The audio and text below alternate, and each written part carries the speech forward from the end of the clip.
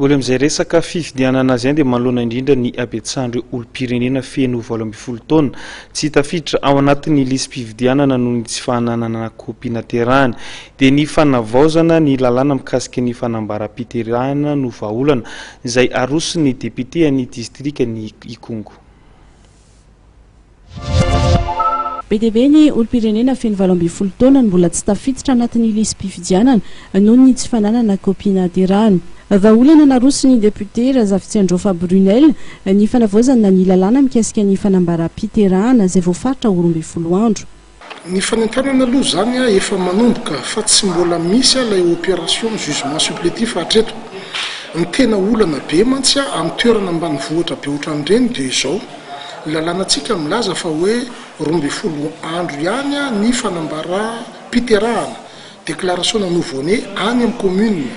Le olana nefa raha ohatra ka hoe teraka ao anatin'ny fahavaratra na fotoana be rano ohatran'izao le olona eny ambanivohitra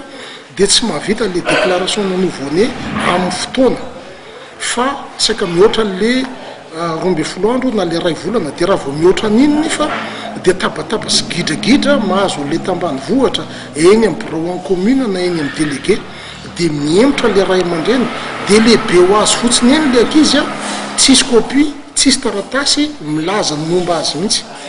dia zay zavatra zay zany ny tokony hoe isy zany lay relais atao amin'ny fanaovana le jugement supplétif mba hanana n'ireny olona reny taratasy ara-panjakana mba hanana ny maha olom-pirenena azy. Mbola mitoka-monina ny distrika ny Ikongo taorian'ny fandalovan'Rivodozava araka nambarany député any an-toerana betsaka ny fiotsahan-tandy ary ny foto-drafitrasa rava any an-toerana.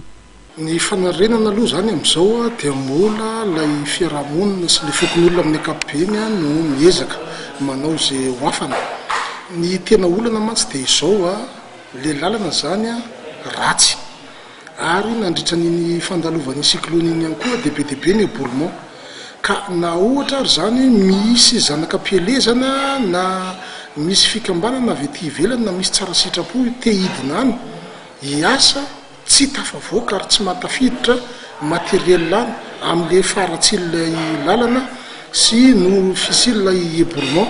ka everinay ngamba aloha zany fa hoe le fanarenana an'le lalana aloha ny voalohany